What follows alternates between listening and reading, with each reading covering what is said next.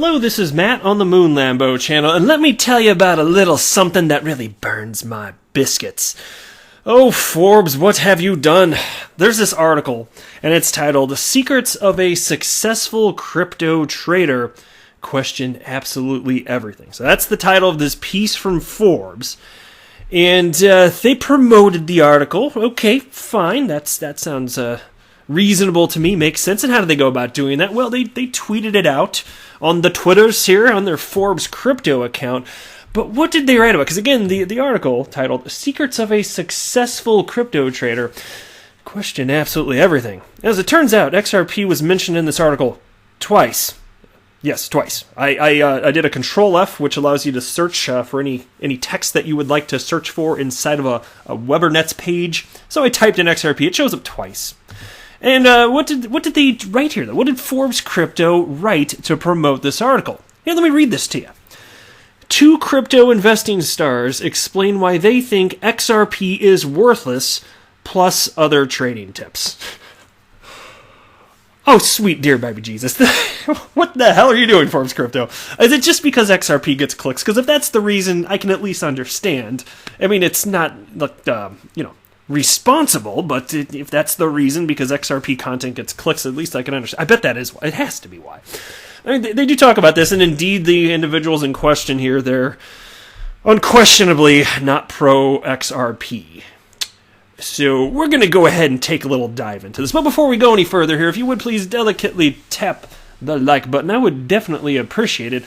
And I'll tell you what, if the concept of Forbes tweeting something nonsensical like that out really grinds your gears, go ahead and subscribe to the Moon Lambo channel, because you'll be in night company. This is, after all, an XRP-centric channel.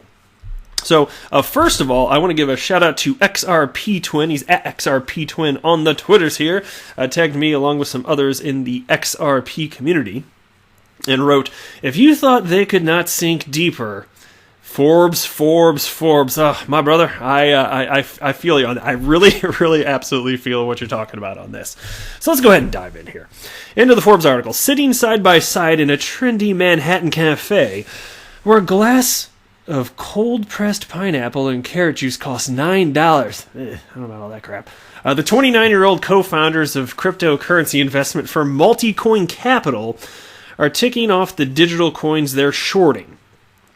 They stand to make millions if the virtual coins tank in value. 2 years from now, Zcash is worth 0, says Kyle Samani of the 3-year-old privacy-focused cryptocurrency.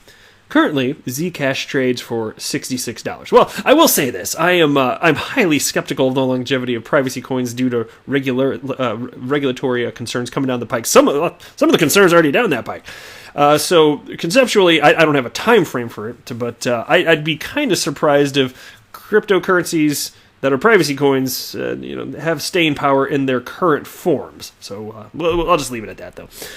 Research suggests that a few of Zcash's users are taking advantage of its core privacy features. Even worse, other cryptocurrency platforms such as Ethereum are copying Zcash's privacy technology. A Zcash spokesperson counters, if you want a private medium of exchange, there is nothing else like it. Now, Samani's co-founder, Tushar Jain, is eager to finger another popular cryptocurrency the duo thinks is worthless. We've been publicly short XRP, he says, referring to the coin used by San Francisco company Ripple to speed up interbank transactions. Now, look, this guy, I remember this. As soon as I saw this guy's beautiful face pop up on my screen, let me tell you what. I remembered him. He was in a video from a year and a half ago, and I hunted the thing down. I'm not going to cover it in this video, but he was interviewed by CNBC's Ran Nooner. He's the guy that has a crypto trader show. And he just put out a bunch of FUD, and I do mean fear, uncertainty, and doubt. But in addition to that, he was stating things that just factually were not the case about XRP. And a couple of those I'm actually going to run through. It's just completely nonsensical. But he hasn't learned since then, which is rather unfortunate. So, yeah. So again, he said, we've been publicly short XRP, he says, referring to the coin used by San Francisco company Ripple to speed up interbank transactions. Right. From offices overlooking Austin, Texas's Lady Bird Lake, they manage a $100 million crypto hedge fund backed by venture capitalists, including Mark Andreessen and Fred Wilson's Union Square Ventures. Multicoin concentrates its bets, both long and short, in 11 publicly traded cryptocurrencies. It also owns stakes in 20 private crypto startups. In a market where disclosures are optional and hype and momentum play an outsized role in pricing, the pair uses a combination of data analysis and crowdsourced research to inform trades. Above all, Samani and Jane have thrived because they question every tidbit of information they receive. In the crypto community, these things are religious in some ways, they keep telling you. Believe, believe, believe forever, Samani says. We never take it for granted that what's being said is accurate. This skeptical approach has been a big winner, according to those familiar with Multicoin's results. Its fund has returned 143% before fees over the last 2 years. Okay, so what exactly are they doing? Okay, so they're shorting coins, fine here, but I will say this, as far as it comes to running a hedge fund, fine, you can run it into the ground if you completely suck, but I have to tell you, over the last several years in particular, 4, 5, 6, whatever you want to say, you'd have to really suck at running a hedge fund in order to run this thing into the ground. Like, you'd really have. There's been such tremendous returns. You'd have to be an absolute idiot. And so when people like these get portrayed as wizards of smart, I put on my skeptic's hat. Let me just say that. It's and not that, look, you can applaud people for running a business, especially in an industry where there's so little historical data, and that's all fine. It's not as if running something like this is not respectable. I don't want to paint it like that. That's not what I'm saying. But when they're talking about XRP and the way they're talking about it, I'm going to have to dig in a little bit further. Now, take a look at this. In addition, no, I don't want, that's too early. Let me move a little further. Multicoin's blog posts also serve as advertisements for new investors and for entrepreneurs seeking funding. By July 2018, Multicoin had raised a combined $70 million from David Sachs, a member of the so-called PayPal Mafia, Wilson, and others, and other investors. The year was a terrible one for cryptocurrencies, with Bitcoin falling 74%. Multicoin's losses were limited to 33%. Check this out. Again, let me say this again. Just hear this whole sentence, please. Multicoin's losses were limited to 33% because of successful shorts of Litecoin, XRP, and Ethereum Classic. Now, to what degree are these guys absolutely brilliant for doing this? Is it really that hard to figure this out? For people outside the world of crypto, perhaps you think that, oh my God, how did they figure this out? To what degree could someone possibly be so insightful? Well, let me tell you what, the entire altcoin market tanked in 2019, and you could have picked just about any coin on the planet, and it would have been down substantially, XRP among them here. And that's why I want to go back to this concept of, are these individuals the wizards of smart, or did they pick a few out of 5,000 coins that all behaved about the same? Okay, so that's the reason that I was saying that it's not that what they're doing, running a business, or taking a risk, because they are taking a risk in doing this, and there's certainly stress associated with it. I'm not taking away from any of that. As a business owner myself, I can totally appreciate that. But what I'm saying here is that if you're going to paint them as if they're some sort of geniuses, which is kind of what's being done here, not overly strong, but it's kind of what's being done here still nonetheless, let's just acknowledge reality. It's not surprising that XRP went down. It's not surprising that Litecoin and Ethereum Classic or the rest of them went down. And so but what happens here, this guy, for whatever reason, this Tushar guy in particular, he really has issue. He takes major issue with XRP specifically. And so let's call him off for a couple things. So I watched this video that I mentioned just a few minutes ago. I initially saw it a year and a half ago, and there are a couple of FUD points that I'm going to quickly squash here. The first one is that XRP is too volatile for banks to want to go ahead and get involved in this. Why would they take that risk?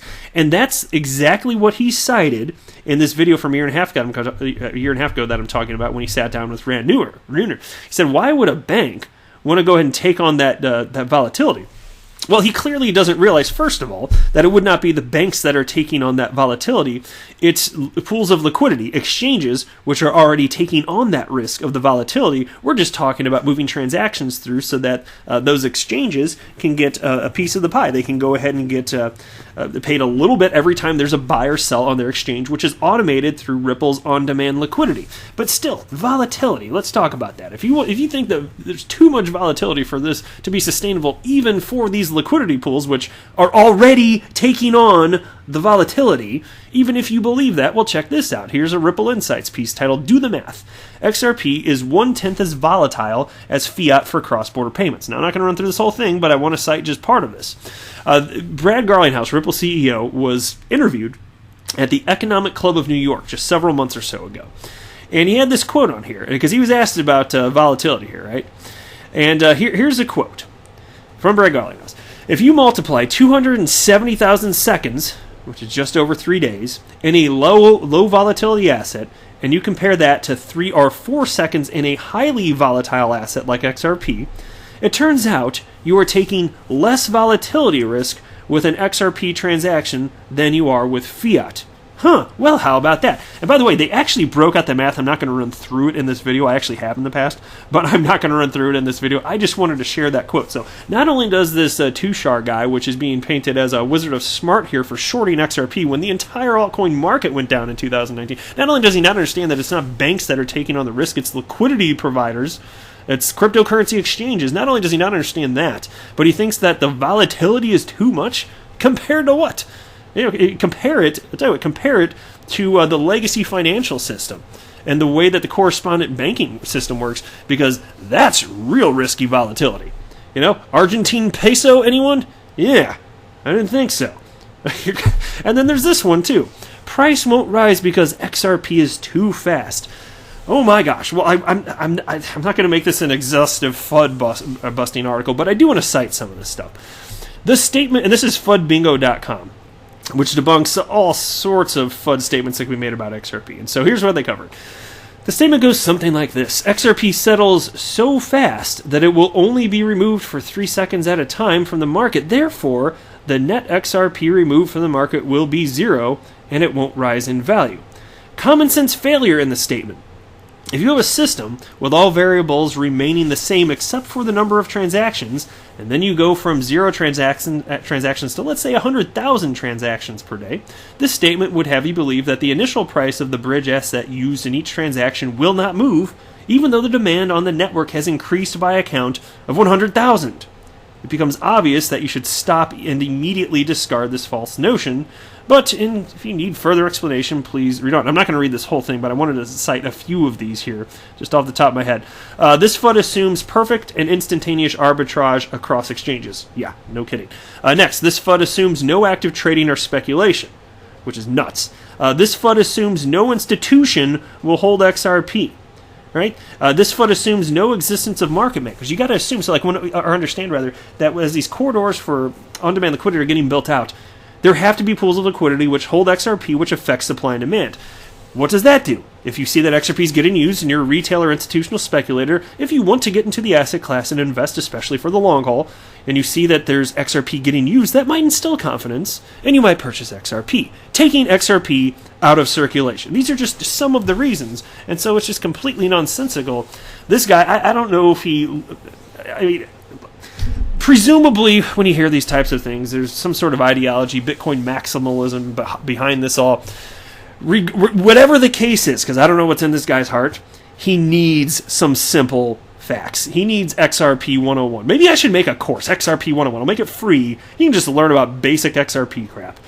Jesus, it's as if this guy, who is being hailed, both of them, as just complete wizards. Look at all the money they're making shorting these cryptocurrencies. Who could have known? Well, I'll tell you what.